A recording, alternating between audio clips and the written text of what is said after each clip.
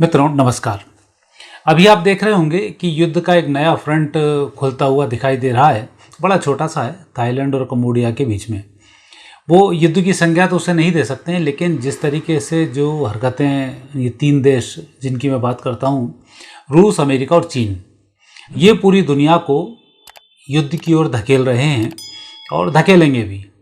और इसके अंत की भी मैं बात आपसे कर चुका हूँ कि यहाँ अंत होगा, अमेरिका की पूरी हेकड़ी निकल जाएगी और बहुत बुरी पोजीशन पे वो आ जाएगा। और चीन के तो 5 और 7 टुकड़े की मैं आपसे बात करता हूँ, चीन के 5 और 7 टुकड़े होंगे। और रूस की स्थिति है निस्ते नाबूद हो जाएगा, बहुत कुछ नहीं बचेगा, लेकिन जितना भी बचेगा वो भारत का साथ देगा। और फिर अंत में चीन का जो बोलबाला है वो यहाँ पर एशिया में समाप्त हो जाएगा। इसी तारतम्य में अब बात आगे बढ़ रही है। हो क्या रहा है कि अभी अमेरिका भी चाहता है उसकी आर्थिक स्थिति सुधरे, क्योंकि मैं पहले से बोल रहा हूँ अमेरिका की आर्थिक स्थिति बहुत बेकार है। चीन चाहता है मेरी आर्थिक स्थिति सुधरे, क्योंकि चीन की आर्थिक स्थिति भी बहुत बेकार है। और अभी वर्तमान समय में युद्ध के सामान के अलावा और कुछ एकदम तेज़ी से धन प्राप्ति का कोई साधन नज़र नहीं आता है। और अमेरिका ने अपनी प्लानिंग से युद्ध को तो रूस और यूक्रेन वाले को, वहाँ रूस को तो इसने उलझा दिया। तो रूस तो जैसे तैसे अपने दिन गुजार रहा है और लगातार उसका सामना नेटो देशों से होता जा रहा है। और गीदड़ की तरह चीन जो हरकतें कर रहा था वो अमेरिका को नागवार गुजर रही हैं, क्योंकि अमेरिका की एक तानाशाही में ये बहुत बड़ा खलल है कि मिडिल ईस्ट के देश, मुस्लिम जो देश हैं, उन पर प्रभाव रहे, दक्षिण ईस्ट पर इनका प्रभाव रहे चीन का, ये अमेरिका नहीं चाहता। और यही एक ऐसी स्थिति बन रही है जो इस छोटे से क्षणिक युद्ध की एक चिंगारी है। अभी जो स्थिति नेगेटिव हो रही है वो कंबोडिया और थाईलैंड की है। अभी यहाँ पर एक छोटा सा युद्ध शुरू हुआ। इसकी मैं भूमिका आपको इसलिए बता रहा हूँ कि ये चीन जो गीदड़ होते हैं वो ऐसे ही काम करते हैं।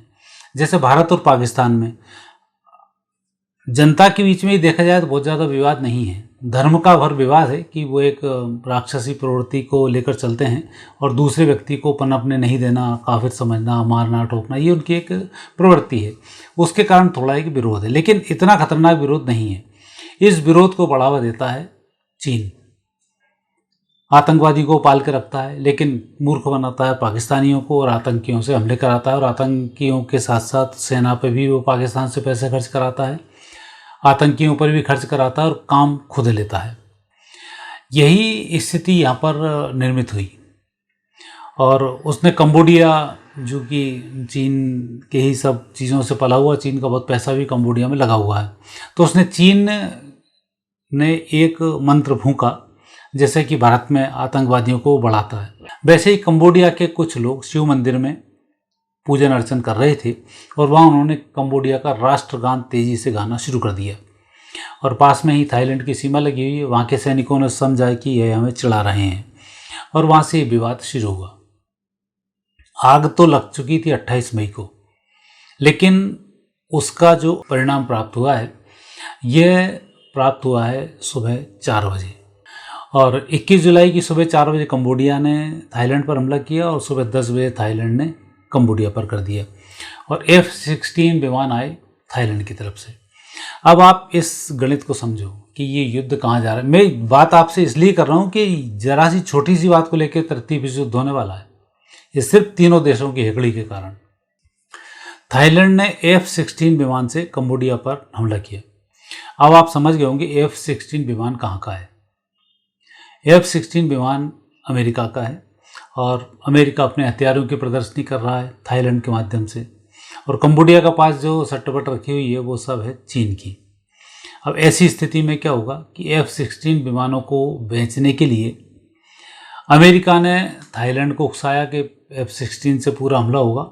और कंबोडिया तो चूँकि आग लगा चुका था चीन धीमे से, तो उसे उम्मीद नहीं थी कि थाईलैंड इतना ज़बरदस्त जवाब दे देगा। और वो कंबोडिया के कहीं मनोबल को बढ़ाने वाली स्थिति में चीन आ रहा था। अब यहाँ हुआ विध्वंस कि कंबोडिया की स्थिति थाईलैंड ने ख़राब कर दी। आने वाले समय में थाईलैंड कंबोडिया अब शांति के साथ नहीं रहेंगे। यहाँ फिर रूस और यहाँ चीन और अमेरिका फिर आमने सामने होंगे। रूस अलग सलग पड़ा हुआ है, वो कहीं अभी आ नहीं रहा, बकवास कर लेता बीच बीच में तो एक अलग बात है, लेकिन वो कुछ करने की पोजीशन पर नहीं है। अब अगला जो फ्रंट खुलने वाला है वो फ्रंट खुलेगा उत्तर कोरिया और दक्षिण कोरिया का। उत्तर कोरिया, क्योंकि चीन देखता है पागल लोग कहाँ पर हैं, सनकी लोग कहाँ पर हैं जिनको आसानी से मूर्ख बनाया जा सके, तो वहाँ वो उत्तर कोरिया के तानाशाह को वो मूर्ख बनाएगा। और हर जगह आपने देखा उत्तर कोरिया वाला कूदना शुरू कर ही दिया उसने, तो थोड़ी सी चीज़ आई हाथ में आई है तो उन्हें लग रहा है मैं बहुत कुछ कर सकता हूँ। और चीन चाह रहा है कि जैसा रशिया फंसा हुआ है वैसे कहीं ना कहीं अमेरिका फंस जाए और अमेरिका के हथियार नष्ट हो जाएं। वैसे ही चीन चाह रहा है कि भारत और पाकिस्तान के बीच में जाए, मैक्सिमम भारत के हथियार खप जाएं, इसके बाद मैं भारत पर अटैक करूं, क्योंकि गीदड़ है ना, शक्ति को देखता है, जब शक्तिहीन होते हैं तब वो हमला करता है। और अभी तक का पूरा रिकॉर्ड चीन का यही रहा है। तो यहाँ जो स्थिति अभी बनी है वो स्थिति भी यही बनी है कि अब ये उत्तर कोरिया को सनकाएगा, दक्षिण कोरिया से उनका युद्ध होगा। और दक्षिण कोरिया तरक्की कर भी जाता, एटॉमिक शक्ति बन भी जाता, पर उसको अमेरिका ने ऐसा बना के रखा कि वो परमाणु संपन्न नहीं हो पाया। अमेरिका की क्या प्लानिंग है? अमेरिका की प्लानिंग, नेटो देशों को अमेरिका ने पकड़ा और सब देशों को उसने एक देश बनाया और कहा किसी एक पर हमला होगा हम सब पर हमला माना जाएगा। लेकिन अब नेटो देश अलग सलग पड़े हुए हैं, अमेरिका वहाँ से अलग हो गया। अमेरिका की अब प्लानिंग क्या है? अब आपको समझ में आई जो मैं बात बहुत दिन से बोलता हूँ। अमेरिका की प्लानिंग यही है कि नेटो देश लड़ें और हथियार मेरे से लें, मेरी आर्थिक स्थिति मजबूत बनी रहे और नेटो देशों में एकता बनी रहे, ये उसकी प्लानिंग है।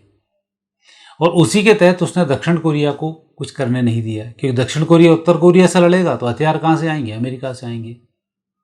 और उत्तर कोरिया ठोकेगा पिटेगा और उत्तर कोरिया अमेरिका को जितना नुकसान पहुंचाएगा तो उससे चीन को फ़ायदा होगा कि उत्तर कोरिया और अमेरिका आपस में भिड़ना शुरू करेंगे और कुछ ना कुछ विध्वंस होगा और अमेरिका की बदनामी होगी और उसमें चीन सेफ हो जाएगा।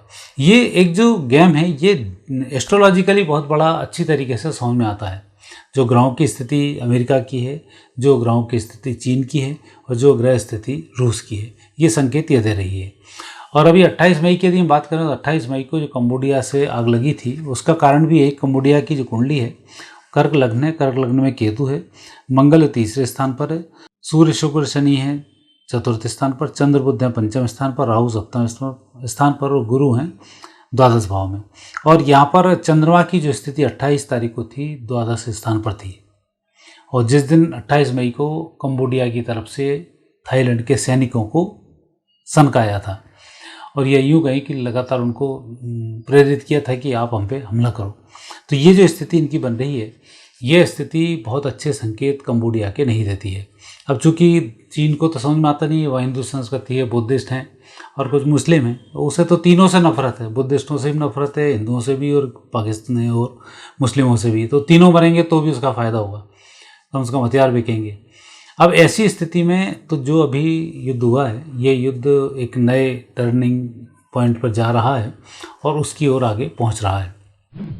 इस वीडियो बनाने के तात्पर्य में मैंने आपसे ये ओपन करना चाहा है कि अभी अमेरिका और जिस तरह से चीन उपद्रव खड़े कर रहे हैं, ये अब अगला चरण इनका आएगा। और यही आर्मेनिया अजरबैजान के साथ भी हुआ था।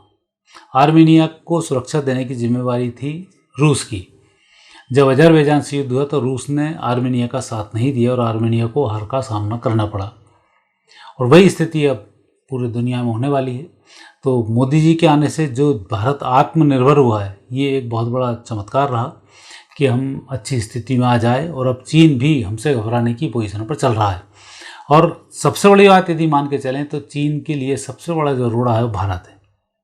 अब वो कितनी भी दम मार ले, जैसे ही कमज़ोर होगा उसे पता है भारत से यदि मैं लड़ा, अक्साई चीन का तो अब चीन सोच भी नहीं रहा है। अब तो सोच रहा है तिब्बत में अपने टुकड़े से कैसे बचूंगा। तो अब उसकी ओर जो संघर्ष कर रहा है, तो नए फ्रंट अब चीन की तरफ से खोले जा रहे हैं और इस प्रकार के युद्ध अब बंद नहीं होंगे, आगे फिर होते रहेंगे। तो अगला जो फ्रंट अब ये खुला है ये थोड़ा सा छोटा है, लेकिन अब एशियाई देशों के अंदर भी कुछ उपद्रव शुरू होने वाले हैं और बहुत जल्दी इसके परिणाम नवंबर तक आपको देखने को मिलेंगे और इस ग्रहण के बाद स्थिति और कुछ नेगेटिव होने वाली है।